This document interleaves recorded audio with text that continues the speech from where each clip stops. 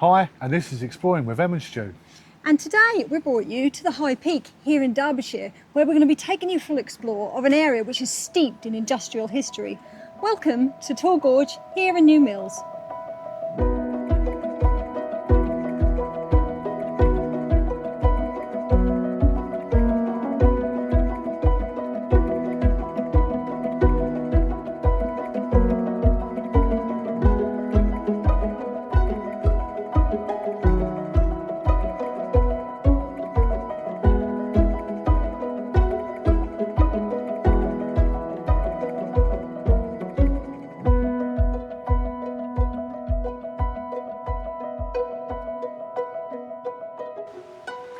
The dramatic limestone gorge here, known as the Torrs, was formed during the last ice age and sits 100 feet below the town of New Mills.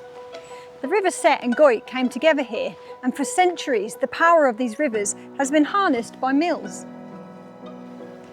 The first mill to be built was a corn mill, built some distance up the River Sett in the 14th century, and a small community built up around it.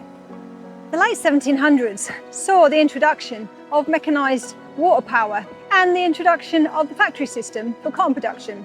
And new mills started springing up all along the gorge here, attracted by its fast-flowing rivers needed to power its water wheels.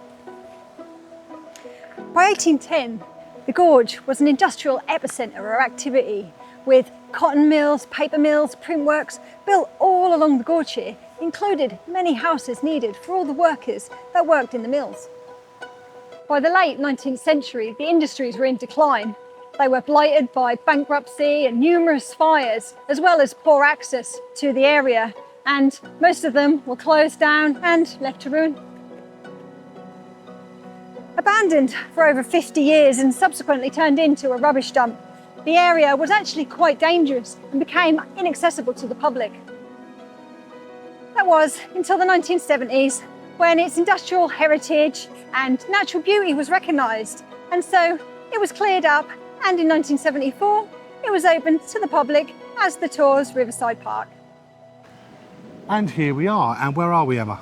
We're in Tor Gorge, here below the town of New Mills, and this is quite an amazing location, isn't it, Stu? We've wanted to come to this one for quite some time, and our plan today, we are going to be following along a bit of a set route that they suggest that you take along the country park here. Yeah. And we'll be able to see some ruins of some of those mills that I was sort of saying about, and we're going to try and point out a little bit of the history where we can, but I mean, it's beautiful, isn't it? It is lovely. More than anything, we're hoping to see some lovely scenery and some history as well. That's so it. Quite looking forward to this one. But if you actually are a Patreon, obviously you can see a little bit more, because on our Patreon at the moment we've been uploading a few videos from our trip up in Derbyshire. That's it. So if you want to check that out, then you can have a look at the description below and there'll be a link. But we're first going to head off to the first mill that we're going to take you for a look at, and we'll tell you a little bit about it when we get there. See you there. So the first mill that we're going to take you for a look at is actually the most prominent mill here, and it's called Torr Vale Mill. It was originally built in 1780, and as you can see, we've got it behind us here. But what you see here today is actually a replacement that was built in 1856, because before that there was actually a smaller mill, and that was built by Daniel Stafford, and it was actually known as Stafford's Mill. But we're going to take you for a little look around the outside of it, because there's so much more to see, and I'll tell you a little bit more about it when we get there. So the first part of our walk actually takes you across quite an interesting feature, because what I'm about to cross over is actually called the Millennium Walkway, and this was opened in December 1999, of course to celebrate the millennium. And this 160 metre long bridge built of steel actually connects this part of the gorge to the other part, because if not, you wouldn't really be able to see it from this vantage point. But we're going to carry on walking across it and show you some of the scenery, and when we get to the other end we'll take another little look at Torr Vale Mill.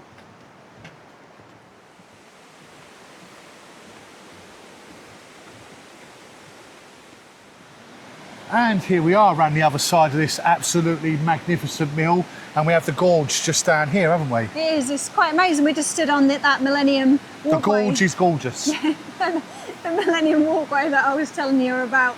And 160 metres long, this steel structure is connected really only by pillars, isn't it? Yep. Straight into the gorge below us and sort of out the side of the railway embankment. Huge railway embankment, isn't there, that carries the Midland Railway? Yeah. I mean, it's quite an amazing piece of engineering by Stan, wasn't it? Yes. But sadly, he actually passed away in the London bombings, didn't he? Just maybe 5 years later. I think he just got to see it, and then he was tragically taken. Yeah, and I think he was only young, so. Yeah. But an amazing thing to really have left, I suppose, in his memory, isn't it? That's really. right. But this walkway actually joins the missing section of the Midshire's Way. So something like 270 mile long sort of walk that goes away from the south, I imagine, right up to the north. That's it. Not something we'll ever do. No. But we're going to do this little section. But yes, below us, the beautiful Torr Vale Mill.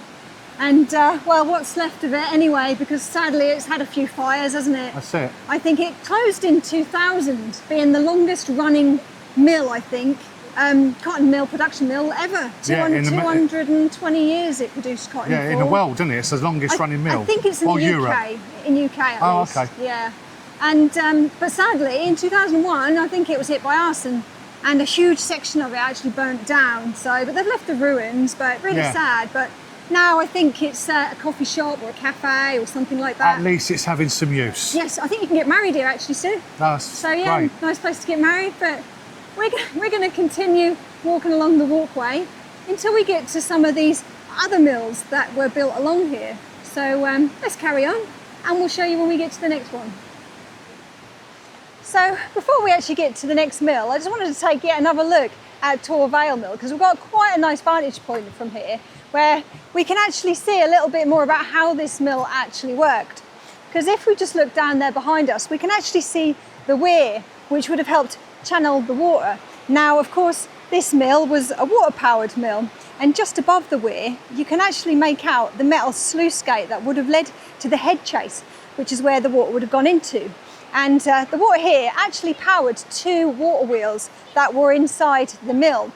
Now, when they rebuilt the whole mill in 1856, I believe, they actually converted it into steam power, and that's why now you can see it's got a massive chimney. It then became a bit of a dual sort of powered mill, right up until 1940, of course, when it was converted into electric, and it continued using the electric right until it closed in the year 2000.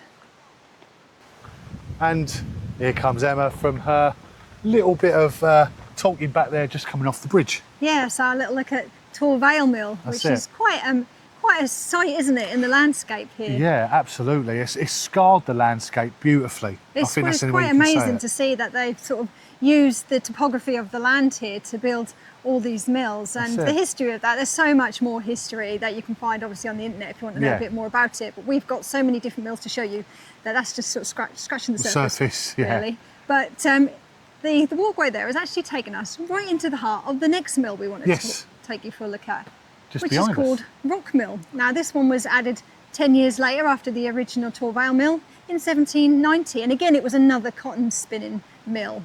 Now, like a lot of the mills along here, this was sort of mishmashed about, wasn't it? By 1829, it was a print works, wasn't it? Yeah. And it was converted into steam power. I mean, this was actually quite a massive structure. They added different parts of it. We've got dye works, I think, which is possibly the ruins above us. Yeah. It had engines added and all sorts of things. But unfortunately, it also had several fires. Yeah, yeah. Which is probably why it was rebuilt numerous times. But we're going to try and take you for a little look around sort of some of the remains. And we're not experts when it comes to cotton mills or steam powered mills or anything like that, but we'll see if we can show you a few little features. Okay, let's go. Now, like I was saying, this mill actually consisted of numerous sort of sections of it. I mean, it was really a very large mill. I've just gone down the stairs here, which I assume would have taken you to the tail and the head chase, where the water obviously would have come in and out of the mill. I think you can probably see them better from the other side of the gorge here. But it's numerous structures here. I mean, I'm not overly sure what each individual room was used for, but I do believe that it actually stretches right up across into the woodland here.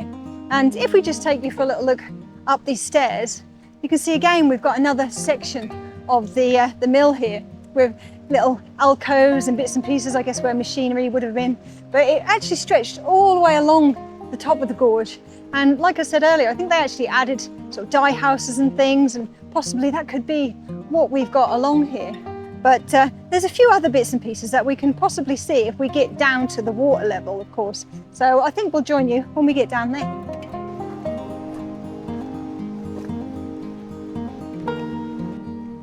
So I'm leaving the ruins of Rock Mill behind us here, but we do believe that a lot of the structures continued all along into this wooded area now. And what I'm actually looking for is the weir that all these mills would have had, because of course they supplied the water to the actual water wheels themselves of the mill. And actually here it is. Here's the weir for Rock Mill. Now, but supposedly it was much bigger originally, but I do believe that just beyond it, we should actually have the original head race for the mill, which is where the water obviously came into the actual mill itself. So I'm going to take you for a little look down here, and we're going to see if we can see it. And here it is. Just behind us here, we've actually got where the head race used to be. Now, I'm hoping that I might be able to take you for a little look down there, and I don't know if it's blocked off or what to expect really, but I'm going to get down there and we'll take a closer look at this head race. And here we are down on the foreshore, and you can just see there we've actually got that weir that we were looking at, and I've actually come from up here. Stu has helped me down, but this is what I actually wanted to look at, because this is of course the head race where the water would have gone in. Now I've got my torch with me because I'm wondering if we can actually see. It looks like we've got a double one here. They appear to both have the remains of where the sluice gate would have been. You can just see sort of the alcoves either side, where I guess there would have been a gate once upon a time. But let's take you for a little look. Ah, so there you go. You can actually see the remains of the archway there that would have continued on underneath the mill and right into where the water wheel used to be. Now, I'm not sure. I think this one could have just had one water wheel. I've not read that there was actually any more than one like Torr Vale Mill had. But this one is partially collapsed. But yeah, it's quite nice to actually see the mechanics really of these mills. And actually I think this wood here looks very much like it is actually original part of that sluice gate.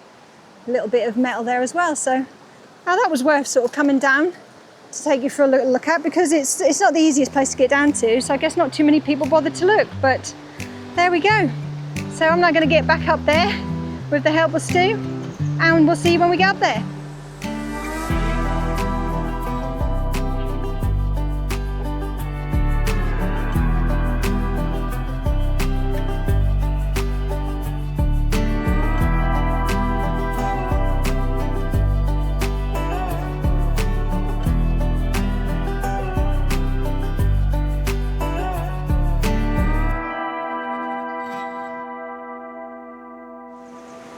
And there you have it, Emma. I've just literally lifted Emma up from there. Is it the towel? What was it called? This is the head race. Head race. Where the water went in. Now further along where the main ruins are, we believe Towel race. is where the towel race. Well, of course the water then came out, but I couldn't actually see any remains of it when I went down there before. Like I said, I think you can see it better from the other side of the gorge. Yeah.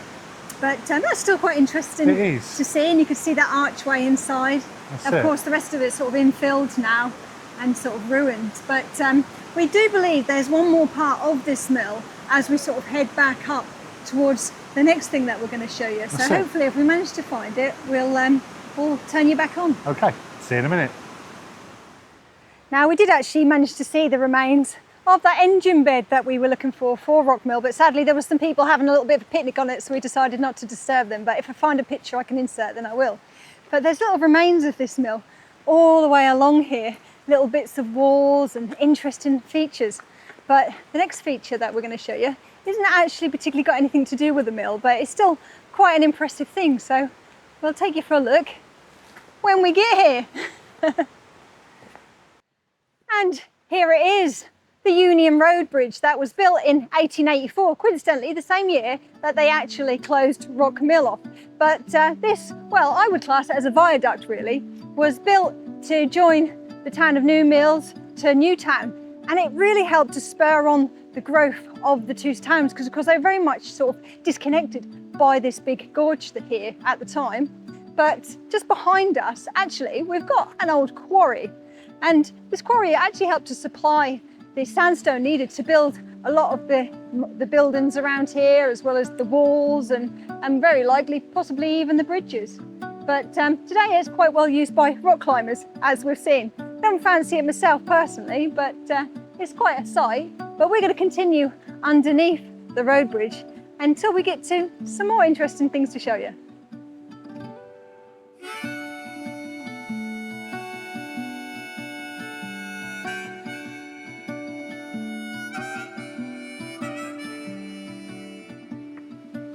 Now next we bring you to the site of Tor Mill, built in 1790 by the Schofield family. And this was another water-powered cotton mill. Now sadly in 1838 the original mill actually burned down, but they did rebuild it with a much larger mill. Now this mill was really substantial, stretching I believe about 5 stories all the way up to the cliff top there. And when they actually rebuilt it, they also added some steam power, so it was dual purpose as well. But this mill is slightly different to the other ones that we've shown you because its water source actually came from further down on the River Sett, because at the moment we're stood at the confluence of the Goyt and the Sett. So there's not an awful lot I can really tell you about the ruins that you can see here, that you can't obviously see much better in some lovely cinematics, but it did stretch all the way up here, and we can just about make out the ruins of the walls that would have been probably about as high as that viaduct here. But we're going to follow the river on and see if we can find the remains of where the head chase used to go.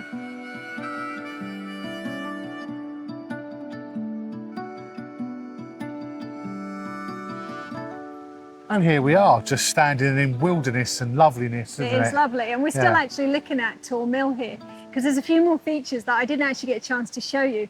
And as you can see behind us, we've got sort of the main ruins, but of course this wasn't all there was, because this mill actually extended all the way along behind us. Like I said, we're talking about 5-story tall building here. It was really huge. But if you just look behind me here, when it was converted into sort of dual power with the steam and the engines and that were installed, great big chimney here put in I think it was 1838, and I think the boilers were supplied actually by the Butley Company, very well known around here. But we just wanted to take you for a little look at that. You can't really see the grandeur of this because of course it's the summertime and the trees are all full of leaves. But this is actually quite a wonderful sort of magical little place, isn't it? It is, very much so. Alice in Wonderland, I'd say. Well, it's been a long time since I watched that, but it's certainly quite amazing, isn't it? Yeah. But we wanted to sort of continue along to show you where the leat that supplied the water for this was. But there's so much history about this mill. I mean, I think it had about 3 fires at least. The final fire being in 1912, when I think it was only sort of doing fabric cutting and things by then. I think the actual, the power of it being a water mill and steam mill had actually stopped doing that. Well, electric would have started coming into the... Very well. Some of the others were converted in about the 1940s. Right. This could have still been steam powered by then. But they decided by 1912, cotton production and spinning in this area really was coming to an end, so they just decided not to bother. Shut it down. Yeah, not to bother rebuilding it. But like I said, we're going to follow the river along. We've got some lovely weirs to show you and interesting features. So before that, we've got one other modern feature we're going to show you. So we'll meet you when we get down there. So we're just done some drone footage, which you'll see in the video. But we're coming to the end of this area now. But Emma wanted to show you this one bit of the mill that's actually new but old. That is, yeah, because just behind us here you can't help but notice a rather large metal structure, sort of a little bit out of place in amongst these historic ruins, because this is actually creating electricity, isn't it? Yes. It's a reverse Archimedes hydroelectric plant. It was installed in 2008, and I believe that it creates enough electricity to power something like 60 homes or something. That's really good, isn't it? Per year. Yeah, but I think actually it's the electricity is harnessed for the local co-op, and anything left over gets put back into the grid. But the interesting thing about it is that it was actually installed in the original wheel pit of Tor Mill. And it's you can just kind of get sort of the size of how big this wheel used to be. Yeah. But it's quite nice that even though 200 years have passed since they were harnessing power from this river to create, well, power really, they're still doing it even today. So I think that's quite interesting, and it was certainly worth sort of just mentioning it as we pass by. But we're going to continue along the river. I think this is the River Sett now, until we find some other interesting bits to show you. Maybe the odd little mill ruin, who knows. So come with us and we'll have a look.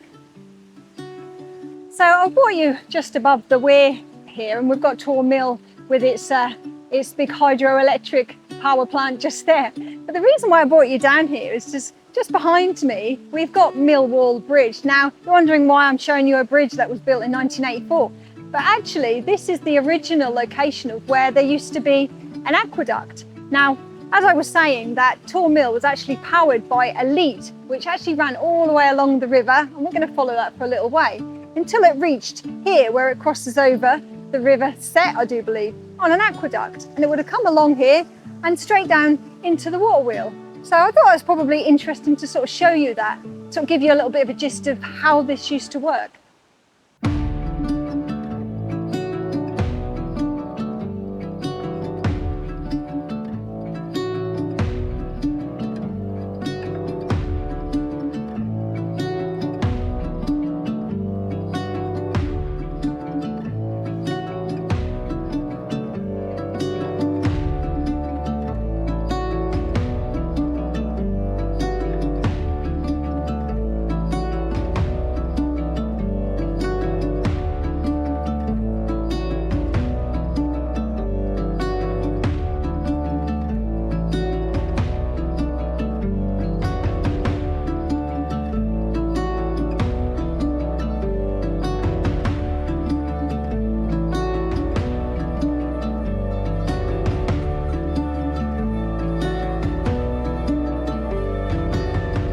Now, I'm walking up here because this would have been where the original footpath along the River Goyt would have been.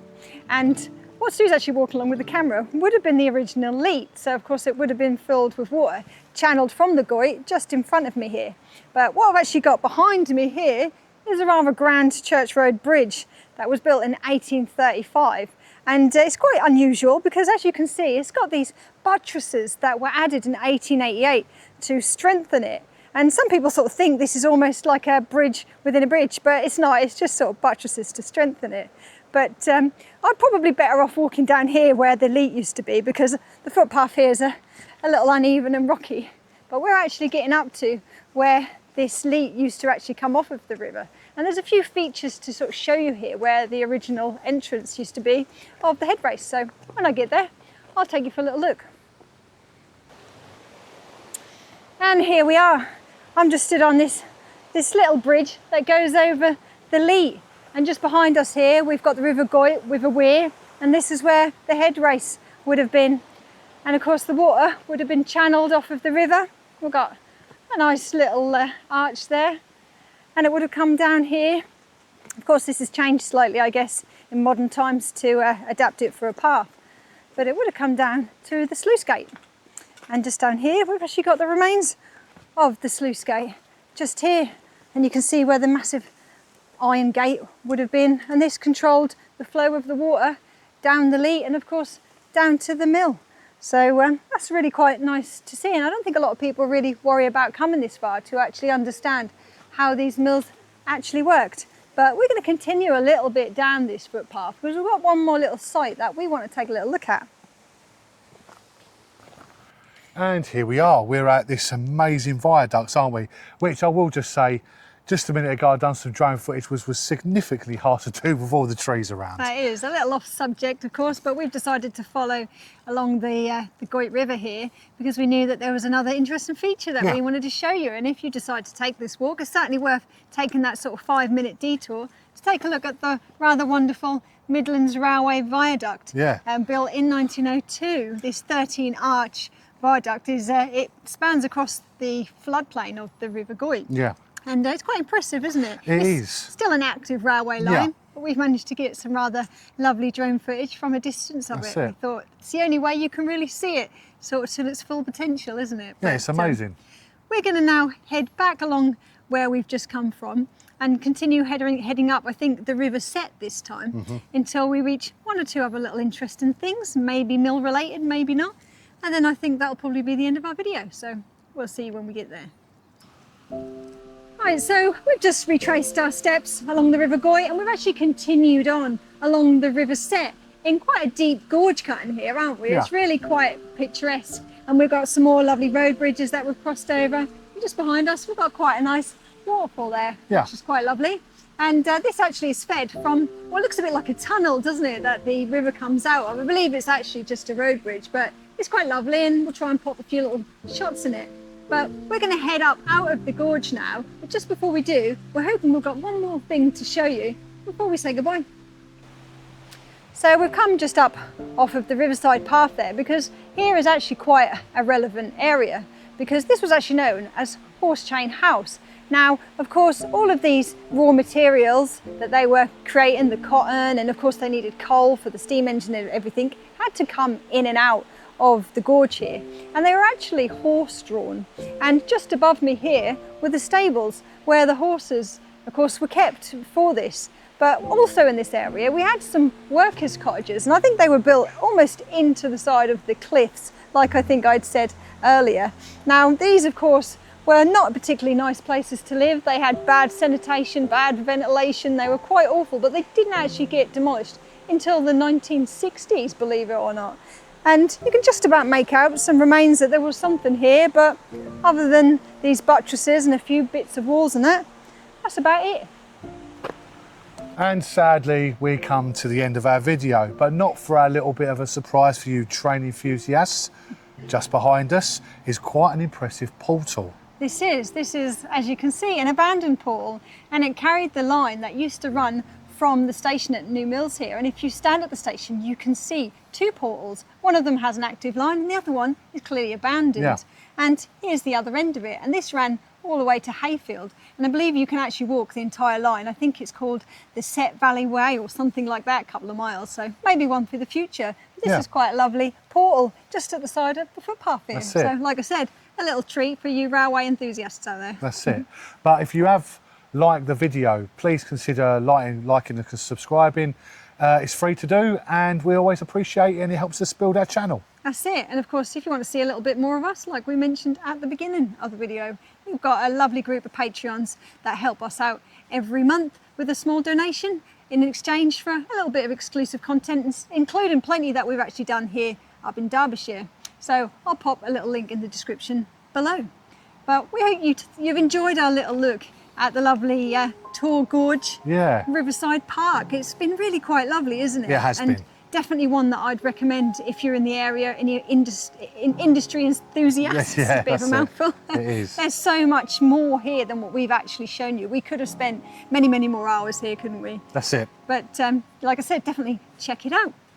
But so, as from New Mills on the lovely Tor Gorge Riverside Park walk. here in, not Derbyshire, is it in Derbyshire? I think it is still classed. It's the high peaks anyway. The high peaks. We'll see you very soon. Thanks for watching as always. Bye-bye. Bye-bye for now.